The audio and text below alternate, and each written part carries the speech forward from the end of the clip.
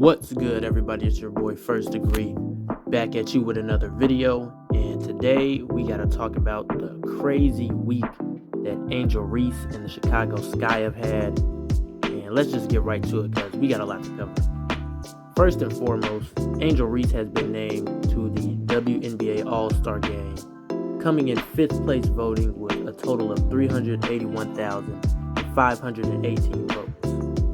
Now, this is impressive. It's her rookie year, and she's already being named to the All-Star team, and it's just great for her, the Chicago Sky, and just, good for her momentum going forward. Next, she was also named BET Sportswoman of the entire year, which is very deserving. Angel Reese had a phenomenal year so far, and she's only continually, going forward with that establishment. Being SEC Woman of the Year, having an Elite 8 appearance in the NCAA tournament, a record-breaking rookie season, and she's having right now, with her double-doubles and things of that nature. Becoming, a team owner of the DC Power Football Club. She made a Met Gala appearance. Angel Reese has been just doing it all across the board in the sports world, from the college to the pro level to the ownership level, racking up awards, racking up accomplishments, and just, making appearances and exposing, the world of sports to different forms of, whether it be, fashion, media, with sponsorship deals. She's just been doing a great job of building the sport and, just building the growth of women's sports as a whole. Next up, she was also named Rookie of the Month for June, averaging 14 points a game and 13 rebounds. Along with that, she took the lead of averaging for the most rebounds in this season over Asia Wilson, who originally was ahead of her. And along with that, this month of June, once again, breaking the single season double-double record at, at 11. She broke the record of 10 with a double-double of, 11 streak in one season. So, yeah, man, Angel Reese has just been having a heck of a month. And let's move on to the next. Also having a career game against the Seattle Storm, to cap off the week. 27 points in that game, which was a career high for Angel Reese, which she could have even got a lot more had she not gotten into foul trouble early in the third quarter, which had her sit out the majority of it. She was already sitting at about, I believe, 20 points by the time that came around. So, yeah, she had to miss the entire third quarter. Still ended up with a career high. Notched up 10 rebounds, which matched the overall record of 12 double-doubles in a row, held by Candace Parker, who did it over multiple seasons. Angel Reese has done all of that in one season, and if she is to get another double-double in tonight's game against Seattle in the rematch, she will have broken the all-time record for the most double-doubles in a row. Very impressive. And along with that, she had 2 assists. Angel Reese has always been a solid passer, when she gets the opportunity to get her teammates involved. And she tallied another 2 blocks. So Angel Reese's, blocking game is starting to rise up, because that was a big knock on her, that she wasn't getting a lot of blocks throughout the season. And the past few games, I think she's notched 5 total. So Angel Reese is coming on strong in the defensive shot blocking department. And she did this at a 61% clip, so her efficiency once again going up. And also, Angel Reese, was hitting some nice jump shots. She actually went 2 for 2 from behind the arc at the three-point line. So another knock to her game that a lot of people had, where she doesn't take a lot of jumpers. She has no jump shots. She only takes shots 4 feet away from the rim. Well, there you go. Today, she was 3 for 3 for her jump shots, 2 of them behind the arc. And 100%, shooting from 3-point. And along with that, she went 9 for 10 from the free throw line. 4 crucial free throws at the end of the game to ice the game, and they hit all net.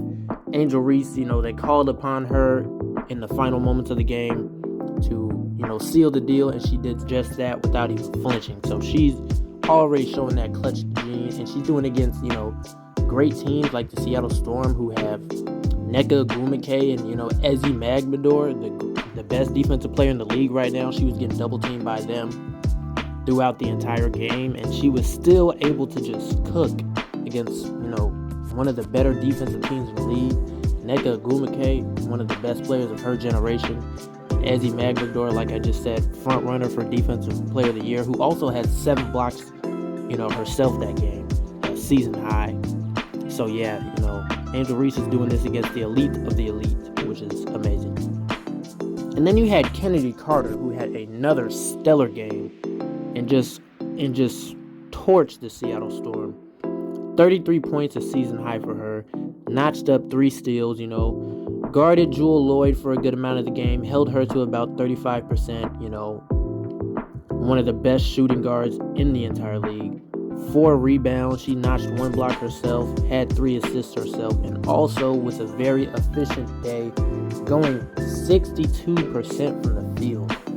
And, she's shooting above 60% while scoring, 25 plus these past few games. I mean, Kennedy Carter is on a tear. And it's starting to, really be hard to argue that she's, one of the better, if not the best guard in the league, like Coach Teresa Weatherspoon said, because since she's been starting, she's just been annihilating every team she comes into contact with, no matter who they are. So Kennedy Carter having an insane, incredible, resurgent season. And who knows where she'll stand in certain standings for certain awards by the end of the year. And, I got to mention that, Killer Camila Cardoso kept the Chicago Sky in the game in that third quarter while Angel Reese was out and Kennedy Carter didn't have as many minutes. It won't show up too much on the stat sheet. She put up 9 points, 8 rebounds, had a double-double herself. But she was guarding Ezzy Magmador the majority of that game and held her to only 33%. Notched 2 blocks in the third quarter herself, and just really shows she can be that defensive tinker for the Chicago Sky and keep them in games. And that's, one aspect we need out of Camilla. And, like we said, she also had solid, offensive production. She was getting it on the boards herself. And that's all you can really ask for out of a rookie. And, the fact that she keeps coming on strong and is coming up in some pretty big moments in her own right, this is just more further proof that the Chicago Sky made some very smart strategic choices in the WNBA draft, grabbing her at number 3 and Angel Reese at number 7. Now, I do think there's things that we can, improve on for the rematch tonight.